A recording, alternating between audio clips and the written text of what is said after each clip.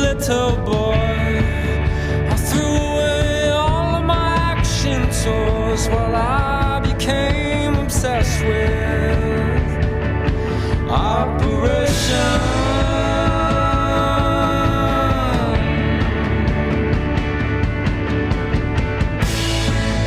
With hearts and minds on certain grounds, you gotta learn to keep a steady hand, and lust began my morbid fascination.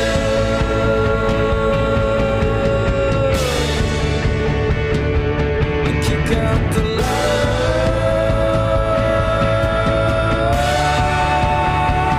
raise the dark matter. You always got to look back to go forward. Rabbit, Michael Peterson, Michael Peterson, Tom Curren, Tom Curren, Occhi, Kelly Slater. I would have to say Kelly. Every generation should get better than the last one. That's the evolution.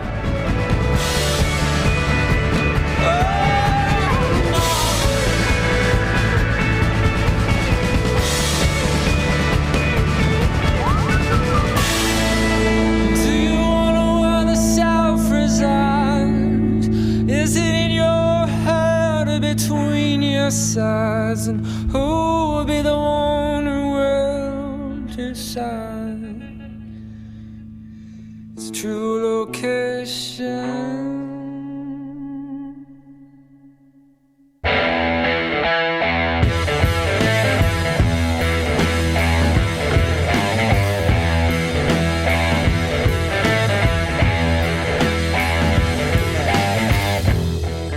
I first came to the North Shore in 1972, and there was some professional meets happening here. When I came onto the scene, the guys out here were like gods, you know, Hackman and BK and James Jones and Reno Abalira. I had a real irrepressible energy to try to make that happen for myself. I used to be really interested in how Rabbit surfed, and when I see his surfing and how I tried to emulate him, I liked his style and I could relate to it. Tom Curren, to me, he represented everything we had, and then he took it all to another level. He was just all about style, and I just think he could read the ocean just better than anyone. You know, his timing was just impeccable. When he comes on the screen, to me as a kid, I remember thinking that, you know, he's the absolute master of riding a wave in the whole world.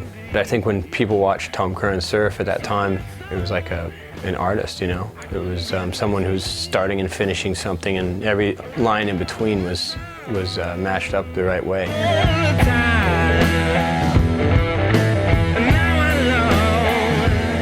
He was a natural extension of Tom Curren. We heard about Kelly Slater coming since he was 11 years of age. He was everything we expected, plus a whole lot more.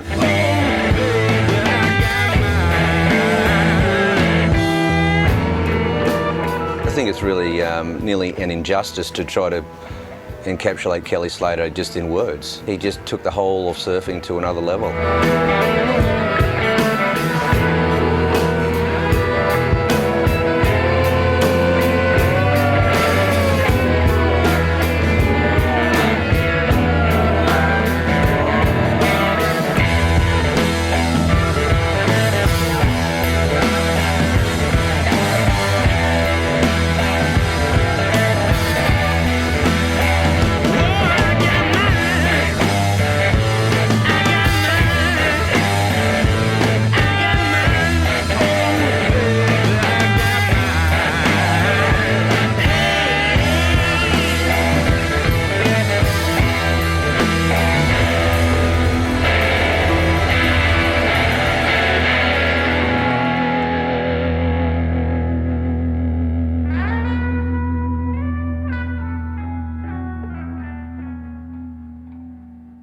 Guys like Dane were watching Taj doing air reverses, and they were trying air reverses when they're 14 or whatever, so they started doing air reverses, and now they're doing corrupt flips and passion pops and crazy stuff like that. So I think it's all like kids watching older guys and trying to be like that, and then they become that, and then they just keep progressing, and then it just keeps going up and up. Kids are wild these days, There's groms galore out there. I mean, Kolohe, Andino. I've seen him surf really well. He's got really polished style, like really mature already. And I've seen him punt a few pretty solid air reverses already, so it's always a good sign when you're that young. John's really surfing well. I've seen him thread through a few tubes out the front here that's just like proper, you know, like just pumping through tubes and squeaking out the doggy door just at the right time, so he's definitely got a lot of talent. They're so good at such a young age. I mean, I remember when John was, I think, 7 or 8, I saw him coming out of the water from like 6 foot day at a.k.a. I mean, legitimate 6 foot day, and I'm going, like, I can't believe that kid's out there, you know?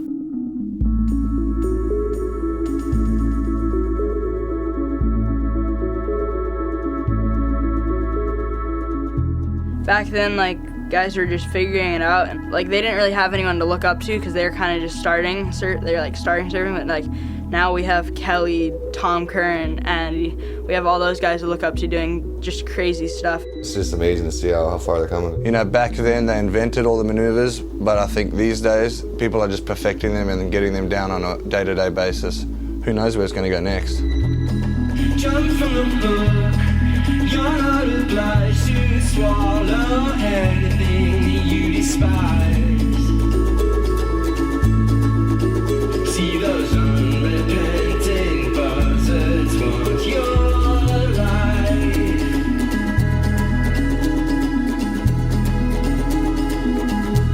And they got no right.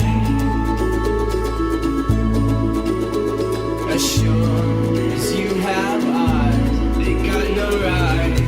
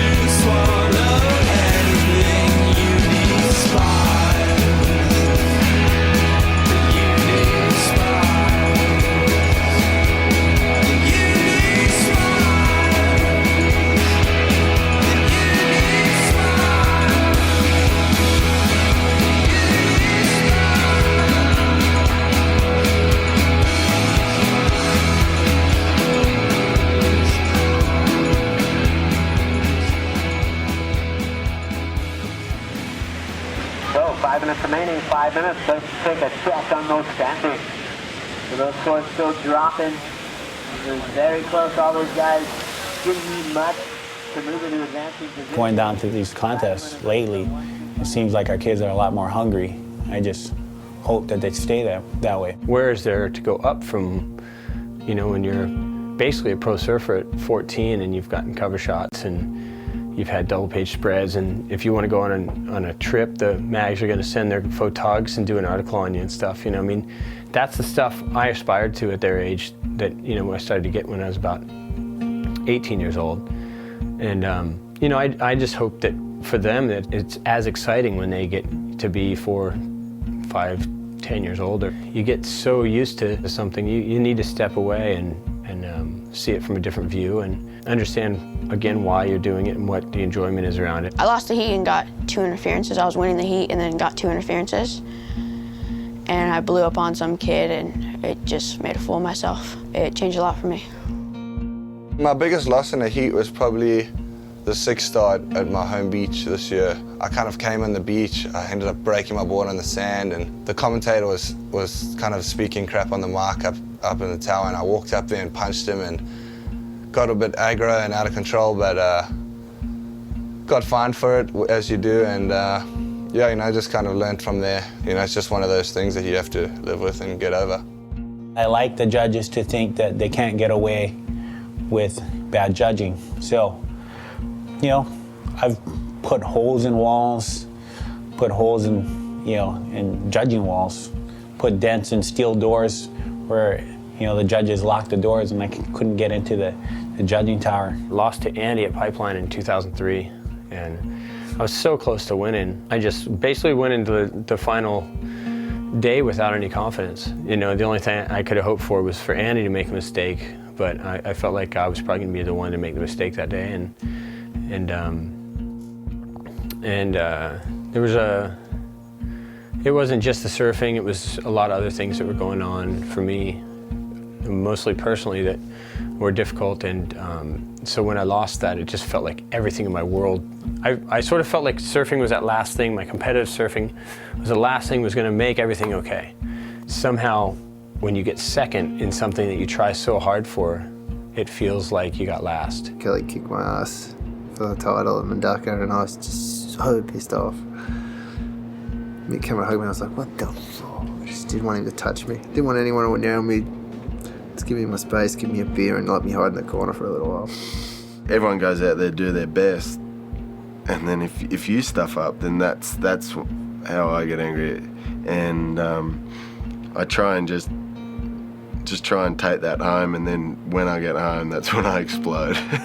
The one that everyone probably remembers is my heat with Kelly at Pipe for the world title. If I won that heat, I win a world title. That 95 victory was definitely the most challenging one for me on all levels. I honestly look back on it and I wouldn't change it.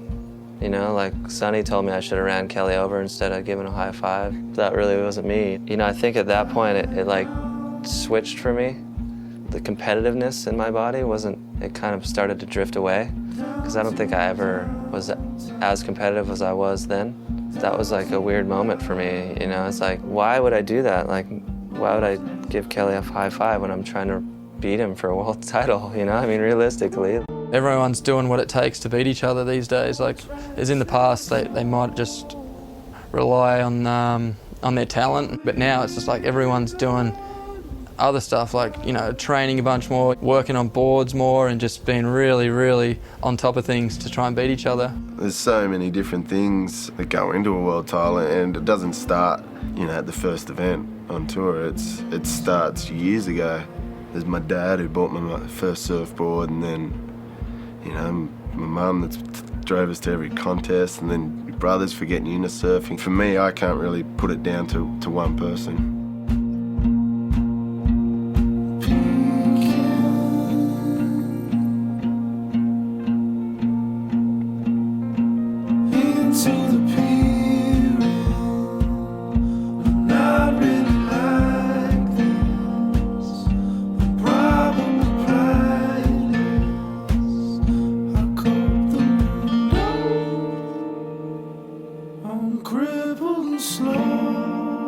Mick used to come to squad training that we do after school, and he always had amazing ability, amazing natural ability, and it just took him a while to just put it all together. But you know, he's a very focused guy, and I believe that, you know, he started his world title campaign about halfway through last year, even in Kelly's year when he was winning his 8th world title. In the second half of that year, Mick pretty much owned it. He came to another level, and I thought, this guy's going to put it together next year. He's always seemed like he's been on just that next level down, where he's not quite in the title hunt, but he's a potential. He probably learns more than anyone on tour. Mick has been that guy who's gone to all the spots where he probably doesn't feel like he's the best at, and that's where he's put his energy. Mick went to Tahiti and practiced at Chopu for like 2 weeks before the contest even was coming to town, and he just got there and said, you know, I'm going to learn this place, I'm going to figure this out, and I never get better than a 9th place here, and this year I'm gonna. Every day before the contest, he's out there right when the sun comes up, and he stretches every morning and has a trainer and a physio, and he works really hard at it. Everything he did, his whole world just revolved around winning heats and winning competitions. I think people that have been as successful in the past have done the same thing. They just, think, live, breathe just competitive surfing and just do everything they can to achieve what they want. One-track mind's a good thing to have at the right time.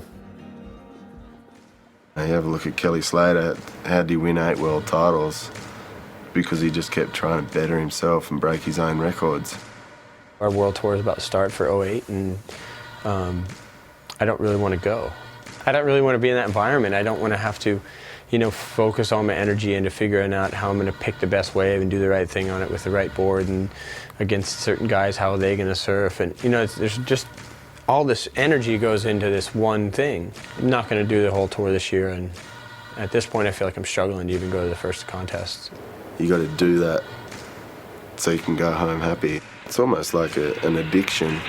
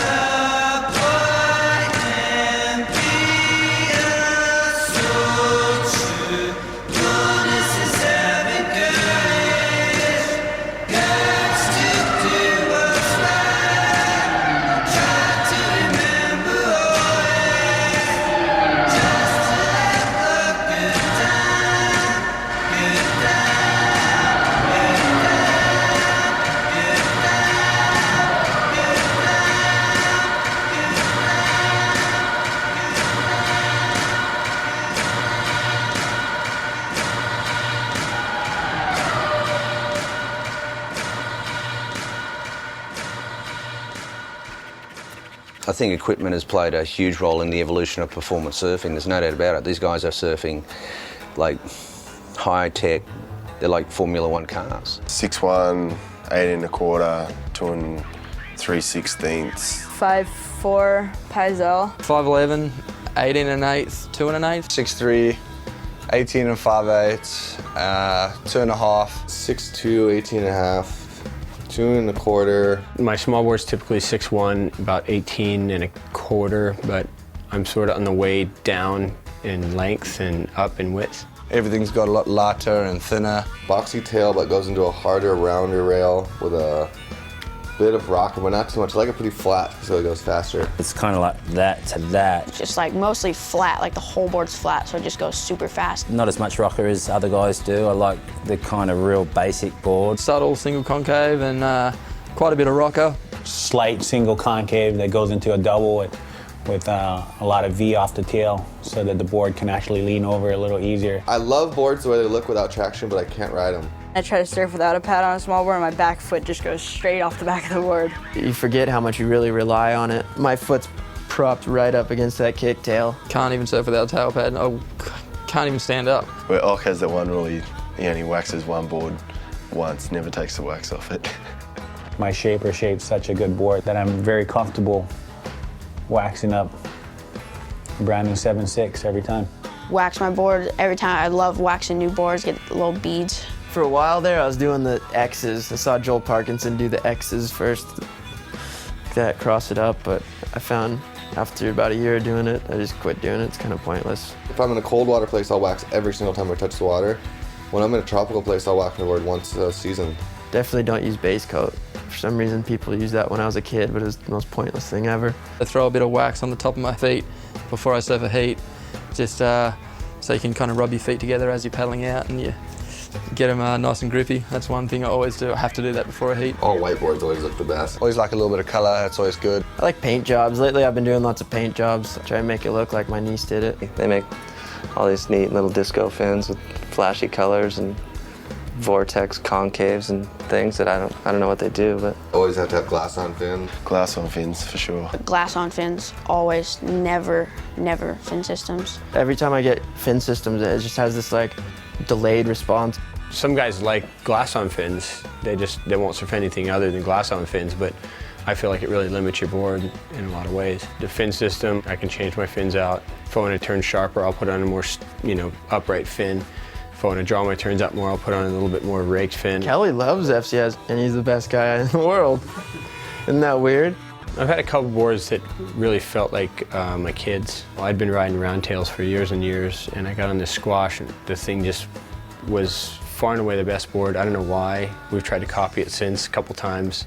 Didn't feel quite the same, but this board is just far and away better than anything under my feet. Last few years I've worked on single concaves, so if you can picture that, the bottom of the board's all concave, so the center of the board actually has less rocker in it, and the rails will have quite a bit more rocker in it because that rail's lowered because of the concave. So when you're actually in the turn, that'll sharpen up your turns, make the board fit in the wave a little bit better, and then when you're kind of going straight planing out, you got a little more speed with that flat rocker in the center. 6'2", 18.5, 2 1/4 right now. None of the ones coming out of the machine even work. The one that he hand-shaped just felt like it was attached to my feet.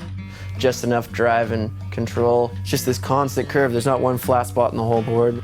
In any sort of pockety stuff, it doesn't want to go fast until you put it on rail and then it projects out. Late drops and stuff, it just catches like I've never had a board do before. Like usually I'll be spinning backwards and watching the barrel blow by me and then you take off later and it just clings the face.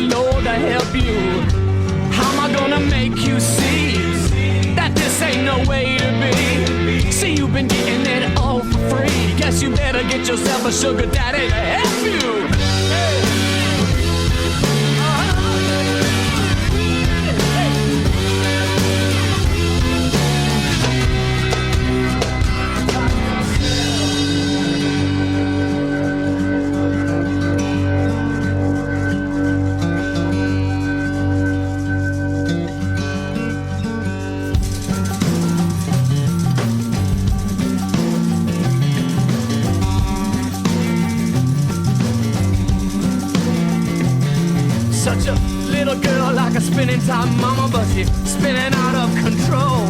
Yeah, takes sleeping with a snake like you do, rip apart my soul. Yeah, yeah, rip apart my soul, rip apart my soul. Yeah.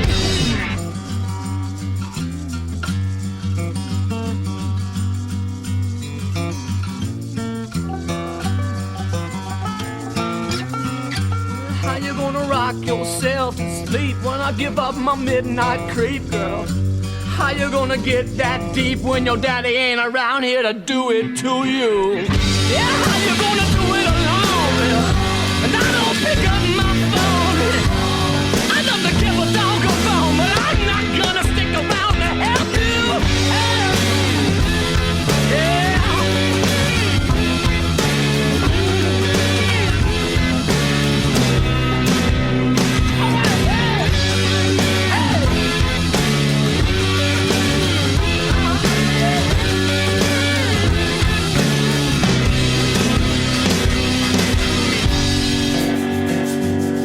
I've never really won a surf contest.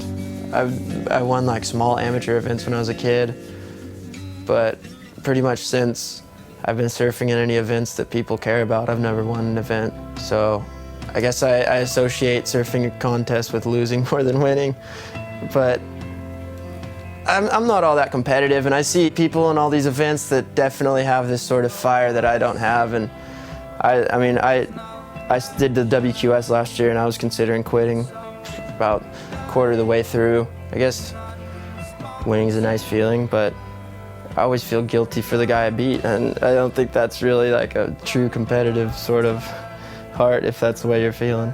And guys who are like technically the best at surfing are typically kind of boring to me. I'd rather watch Bruce surf. He's probably gonna catch rail, but you know, he could fly a 10-foot air and stick it, and at least it's interesting.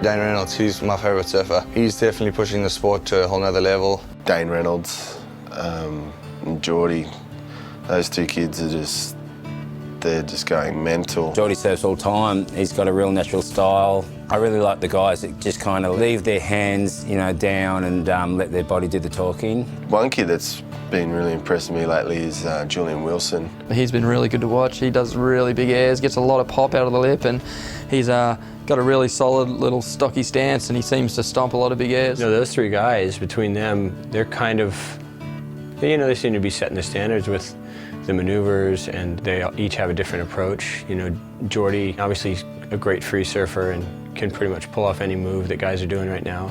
Dane is a good competitor probably only because he's such a good surfer, not because he really wants it. And then there's Julian, who he's going to ultimately probably become as good or better competitor than either of those guys. They'll probably feed off each other for a long time.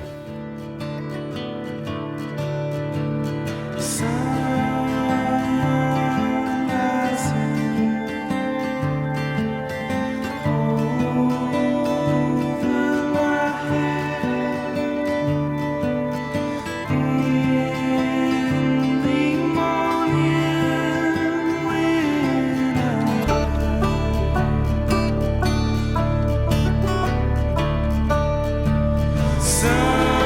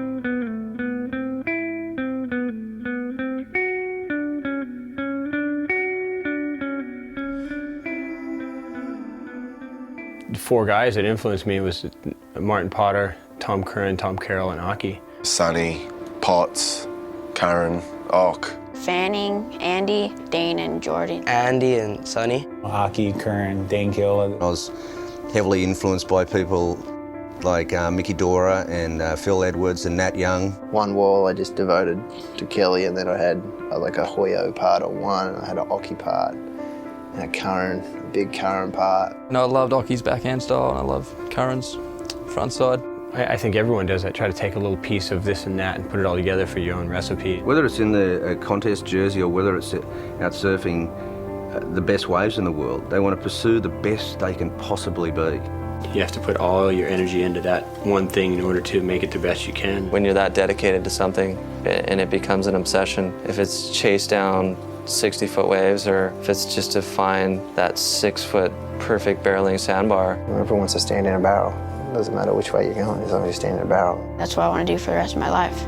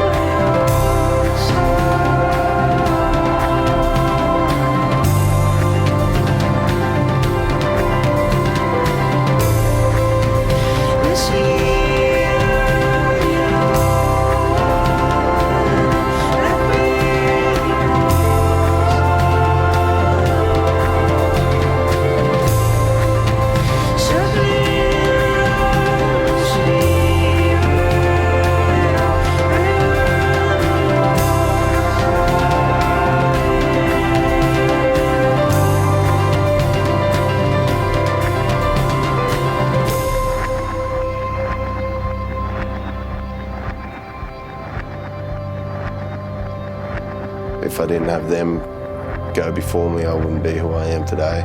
All those guys, they have crazy ability. It only comes so often. They had a real affinity with the ocean. They were great water people. They loved surfing, had this amazing gift to ride a surfboard, read the ocean. They all had the same gift.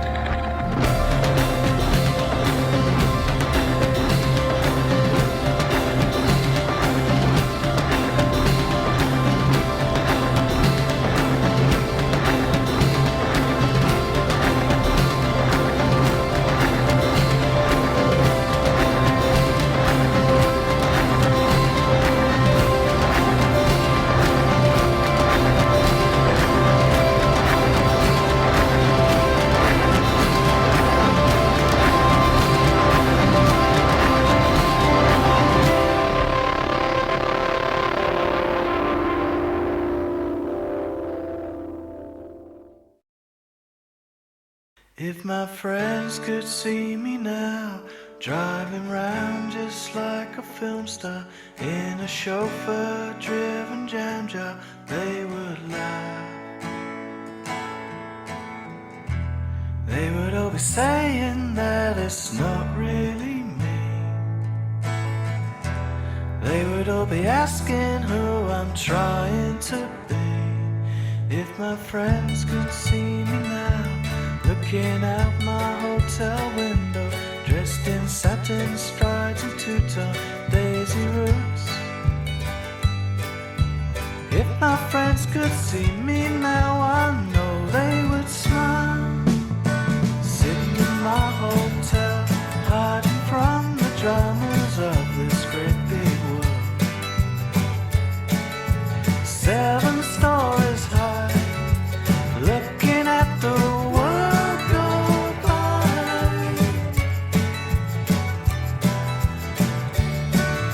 Sitting in my hotel, thinking about the countryside and sunny days in June. Trying to hide the gloom, sitting in my hotel room.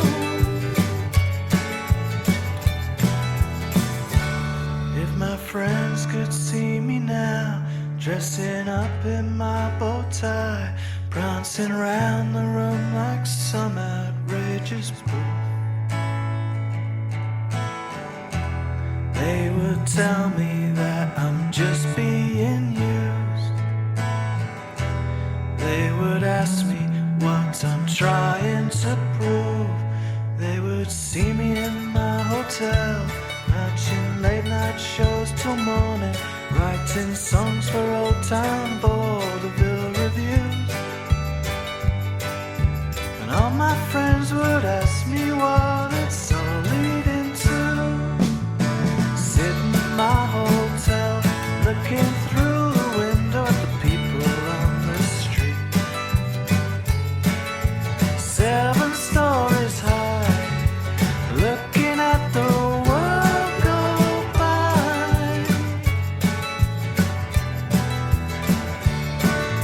Sitting in my hotel, looking at the world outside.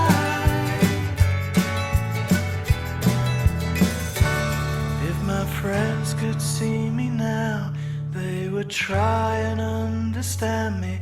They would ask me what on earth I'm trying to prove. And all my friends would ask me what it's all leading to.